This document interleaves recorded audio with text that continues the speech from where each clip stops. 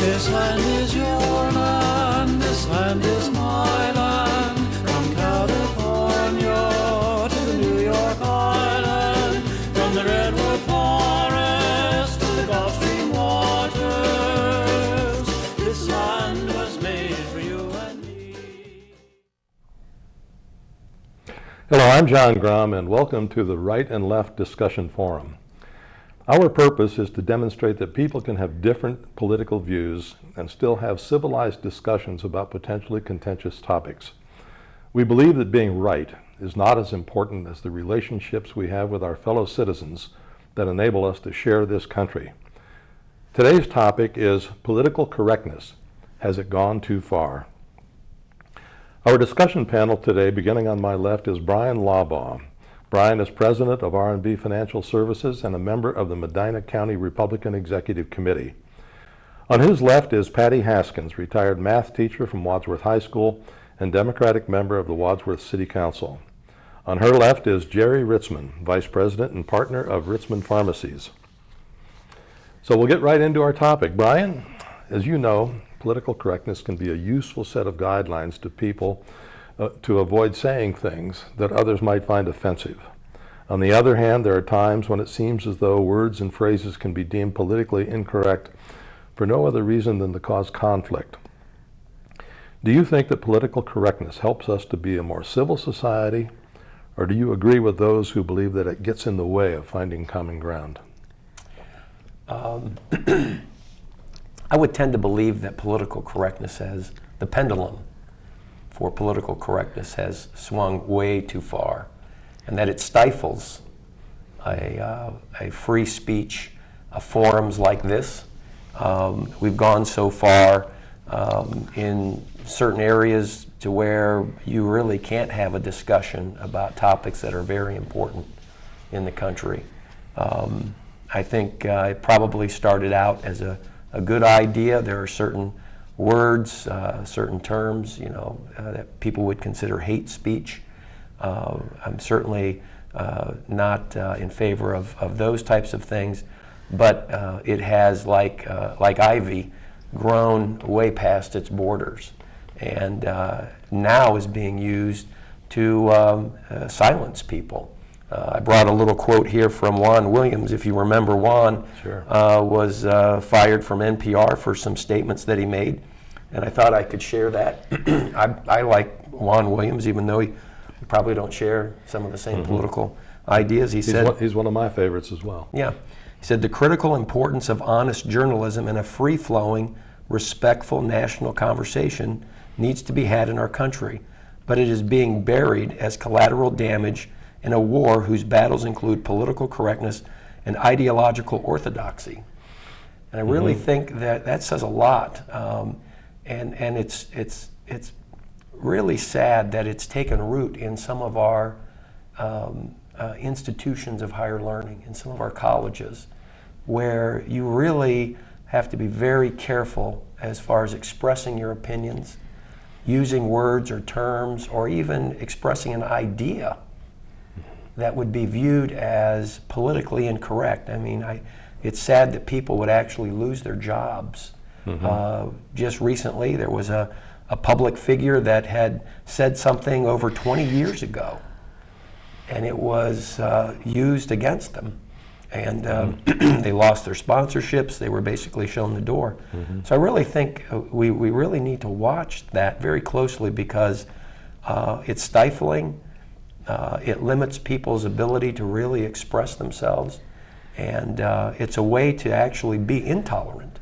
The whole notion was to be tolerant of others, and I really think it has gone to the point of being used to shout down, maybe in figurative terms, ideas and individuals that don't, I guess, toe the party line.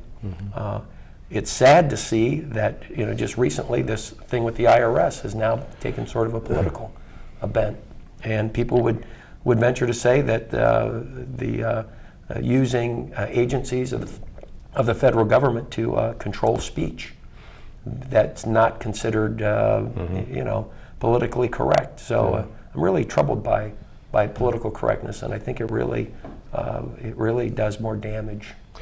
It sounds, Brian, like what you're saying is that it goes beyond words and phrases and goes to fundamental philosophical ideas that have become unacceptable in the mainstream. Definitely. Yeah. Definitely. Patty, do you agree? Or To a degree, but not completely. I think when we first look at why political correctness came about is because we did have certain words and phrases that were being used to describe various ethnicities, various races, various genders that were derogatory in nature. And while perhaps those that were using those words did not intentionally need them to be derogatory, they were, and they were taken that way. And it was time to start maybe coming to a more civil discussion with people by not using phrases that were inflammatory. And I think it's important that people be treated appropriately and people be treated civilly. And if you start a conversation with some word or phrase that is inappropriate or is derogatory, you're not going to have the civil discussion that you might like to have. The interesting thing when you say, has it gone too far? I mean, there are some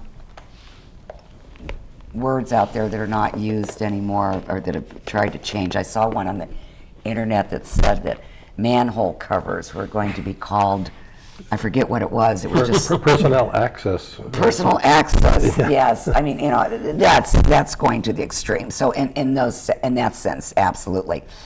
As far as doctrine and political discourse and discussing ideas, we actually had a little discussion about this prior to the panel meeting, that many times it depends upon how that discussion is approached. And if you approach it from the far left or from the far right, which this is the way it is, and you better try to convince me otherwise, then no, this discussion is going to be stifled. If you approach it as, there seems to be a problem here with this. What do you think about it? Can we find some happy, common ground on these issues? That, I think, promotes better civil discourse, which perhaps is the reason for the political correctness to begin with. Although it was interesting when I read the source of political correctness in the term, it actually was referring to towing the party line in certain communist and socialistic groups, and then I believe the term was dubbed by conservatives as a pejorative. Exactly, as political correctness. So it in itself has almost taken on a negative stance when you use that. But there's been a great deal of good come from it, because it has prevented people from using phrases and so forth which are derogatory to other races, creeds, colors, ethnicities. Yeah. Jerry, you're looking very thoughtful. Well, that's because when this topic was proposed, I didn't really have a whole lot of opinions pop to my mind right away about political correctness. So I've done a bit of reflection on this. And when we're talking about terminology to certain groups or ethnicities or nationalities and so forth, I think we would like to use terms that in no way minimize any individual as a person or a group. And the test that I would try to use, whether it's before a group or with a person, or if you're talking about somebody else or some other group, would you use this term, would you use this terminology if a person from that group was present? And if I wouldn't, then I would try not to use that in front of any other group. And you look at the thing is that if something that I might have a term or a reference to a group or an individual that I don't think is offensive or minimizing to them, but that's not my decision to make. If they feel that that particular term is derogatory or minimizes them, then I would defer to their judgment on that. The thing is that we have so many individuals who step forward and claim that they are a spokesman for a particular group or a particular section of the population that have not really been given that spokesman status by that group. But they will step forward and say, well, we shouldn't use that term because it's offensive to such and such a group. Well, who made them the spokesman for that group? I think we need to do a little bit more investigation there. Unacceptable terms over a period of time may become unacceptable and not politically correct because they are used in a derisive way or derisive way. In late night TV, everybody remembers Big Chuck and Little John. They used to make jokes about what they, in kind of a humorous way, had to change it to from the nationality to a quote-unquote certain ethnic group because there may have been some pushback from that particular ethnic group. But the term that they used... But Chuck was a member of that group. Right, Big Chuck was a member of that group. But the thing is that the term that they used, if you look back in literature, if you look back in political statement from decades before, it was a perfectly acceptable term. But they started to attribute in their humor certain negative qualities to anybody that was from that nationality. And so then it did become kind of a derisive term. So we have to be careful how we use those terms, or if we start to paint with a broad brush certain attributes to those folks. So, and if we look at, and I'll turn this over here in a minute, but if we look at sports teams' logos, you know, and I'm saying, well, why would anybody be against this particular logo or this particular group being a mascot for this team? I don't see anything offensive or belittling in that. Well, that's not for me to decide. That's for the individuals of that group to decide if that minimizes them. However, the people who are saying it is derisive or it minimizes them, who did appoint them to be the spokesman for that group? I don't know. They may well be, but I would like to know that. So if it's derogatory, it's belittling, we should not use it, but we need to see if it truly is derogatory or belittling to that group as a whole. A question I have for you, Jerry, is who do you think has the right to decide what's offensive and what isn't? Does the speaker the speaker able to decide, or is it always up to the listener? I think the speaker can decide depending on the way in which they deliver that terminology and in what context. So they have some responsibility. And I think that the person of that group maybe has to, relax a little bit and not take it so seriously. But again, I don't know. I'm thinking about a term recently that took me by surprise. I didn't realize that referring to somebody on the other side of the Pacific Ocean as an Oriental was offensive. I didn't know that, and that the proper term is Asian. Right. And I would be disturbed if somebody accused me of being insensitive by saying that. I still don't quite understand what's offensive about that. But I think that sometimes you got to give the speaker a little bit of leeway too. Yes, I would agree. Things do change over time. I was thinking the other day about when I was a kid. My grandmother lived on Wheatland Avenue in Columbus, which is the street that goes along the very western border of the state hospital, just west of downtown Columbus. And at the time, this was the Ohio State Home for the Feeble-Minded. That was the name of it. Now, to refer to somebody as feeble-minded today is certainly going to be offensive. But it seems to me that there are certain words that over a period of time, they're going to be negative no matter what you're going to describe. I don't care what you describe about somebody who's short, really short. If they don't like being short, whether you call them vertically challenged. Or whatever, or that over a while vertically challenged gets to be offensive. And I thought this was a gross exaggeration when I first heard about it. But the police department in New York City, the city council in New York City was actually, and still are, I believe, entertaining a motion that would seriously restrict how the police are able to describe a suspect.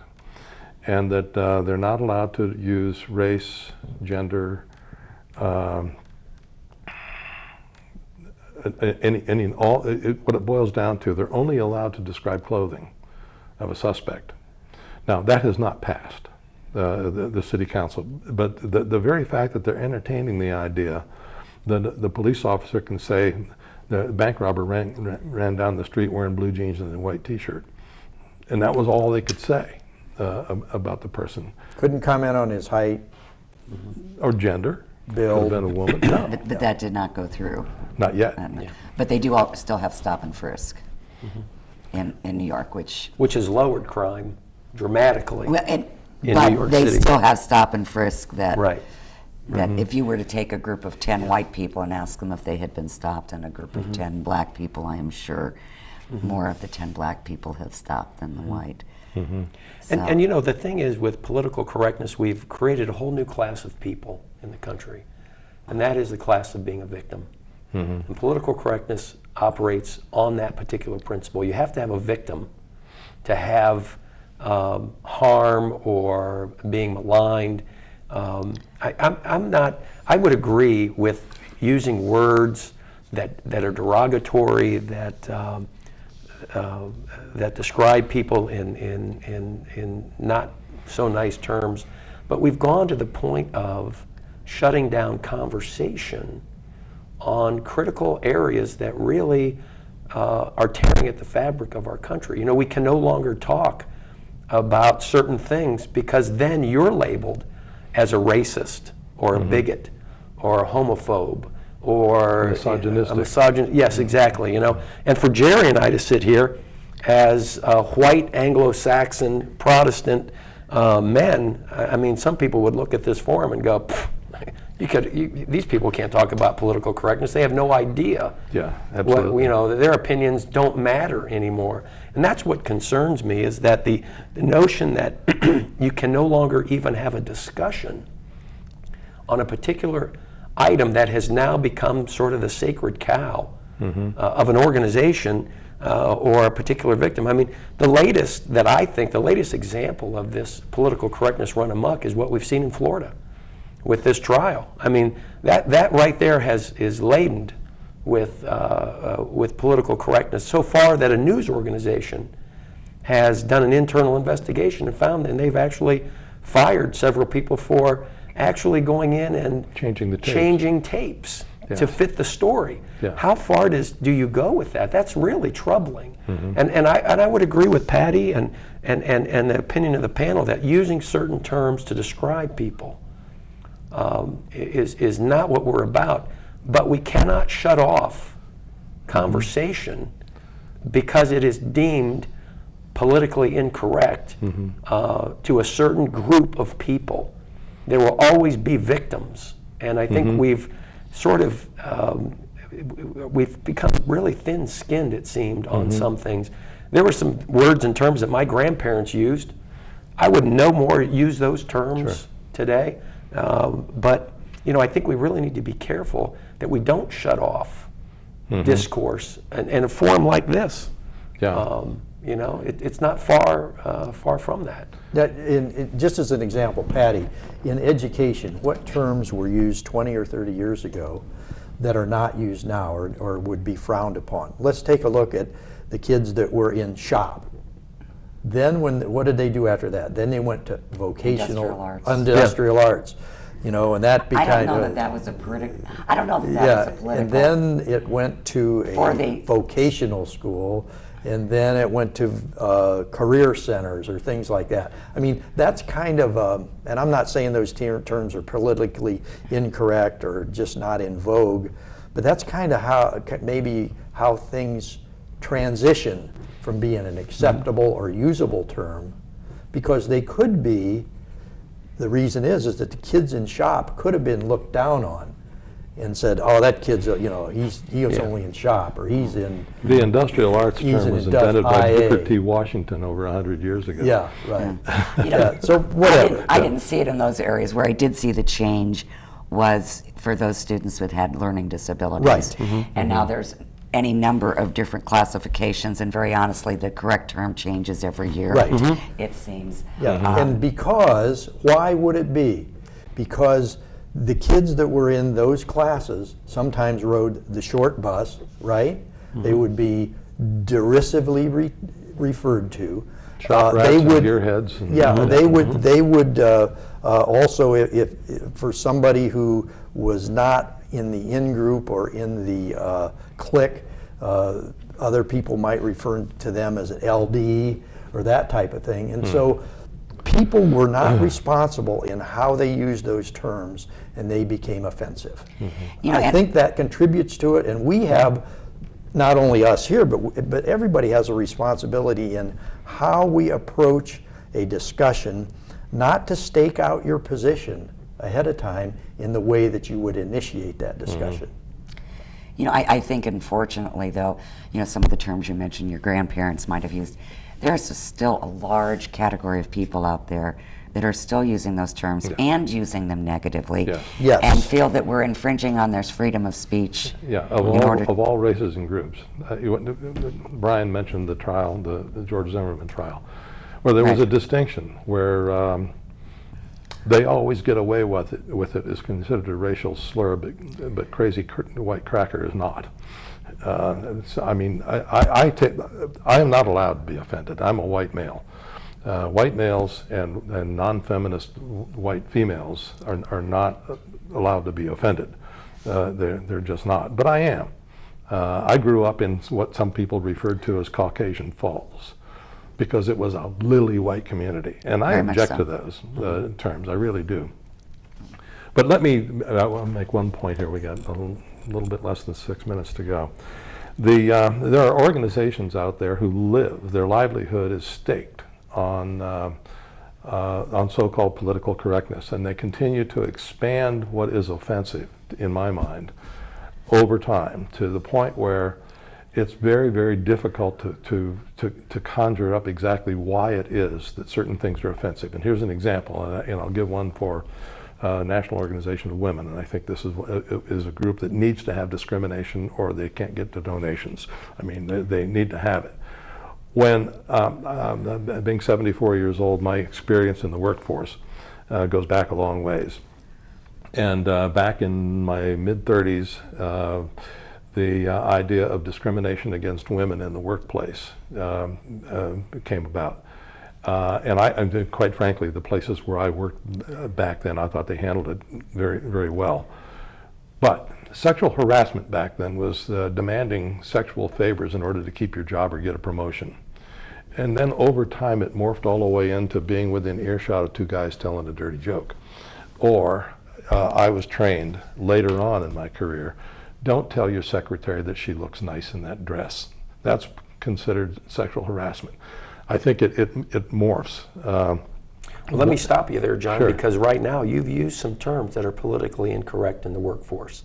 One is a secretary is no longer a secretary. But they She's were an administrative They were assistant. when I was trained. You've just now, you would be called down to human resources, and they would send you to a sensitivity class for several weeks, and they would put in your permanent file that John, being insensitive to the females in the office, has referred to his secretary as a secretary. She's no longer that. She's an administrative assistant. So you see, I agree with you. Yeah. You see how far it can go. Yes. That you're afraid to even say anything to anybody or to even comment. So go on. I'm sorry, but I had to point out. Well, thank you for bringing me up short on that, Bryan. But now, I certainly John, appreciate it. but John, I would challenge you, though, is in how you framed that question. You framed that question with a conclusion. I know where you stand on that issue by the way you asked that question. That question may have been better asked. Some people might say that certain groups want to perpetuate or invent new methods of political or new terms for political incorrectness. What do you think about that? That way you're not staking out your position, and I'm not immediately, if I have different opinions, trying to defend or defend what I say or refute what you say. He's always been more amiable than me. But being the female on the panel, I will. You're in the middle. I will defend. You mentioned now, and some of the things that they have. The organization was necessary. Yeah. I sat in class. I was a math major in college. There weren't a lot of female math majors in college. I remember very vividly sitting in a class. There were only 3 women in the class at that time, and the professor, who was the chair of the department, looked at us and said, "You might as well leave now because I'm going to fail you. Women don't belong in mathematics." And that was a very, very prevalent feeling. Yeah. We've come a long way since then, but that's why you need organizations that will fight the good fight to make those changes. But then what John is saying they've is gone that too far? no, but then once their job is done, Right. it's time to be done. Well, the But thing. they need, but they'll invent, possibly, I don't know this for sure, but some organization, and I'm not speaking of that organization specifically, may continue to invent things to hang their hat on so they can remain in existence. But and you have come a long way, baby. But I do think that there are still many out there that use the incorrect terms, that Yep. Yes. will not accept it, and that's why we need to be vigilant on this issue. This is one of the reasons why I've always cringed when I heard people of my parents' generation referred to as the greatest generation, because I think about the greatest generation of denying medals to black soldiers, and think, the discrimination was horrible. The Jim Crow years, and Jim Crow, it was legal in the South, but it Japanese existed. internment. Well, and it existed in the North. When you stop and think of the so-called Rust Belt cities and how they were the de facto segregation, all by the greatest generation and all. Well, I want to thank you. Again, this discussion lasted a little bit longer than our time. I wanted to thank everybody for joining us and would like to leave you with this thought by Pat Conroy. Pat was the author of a book called My Reading Life. As an American liberal with impeccable credentials, I would like to say that political correctness is going to kill liberalism if it's not fought to the death by people like me for the danger it represents to free speech, to the exchange of ideas, to open-headedness, or the spirit of art itself. Thank you.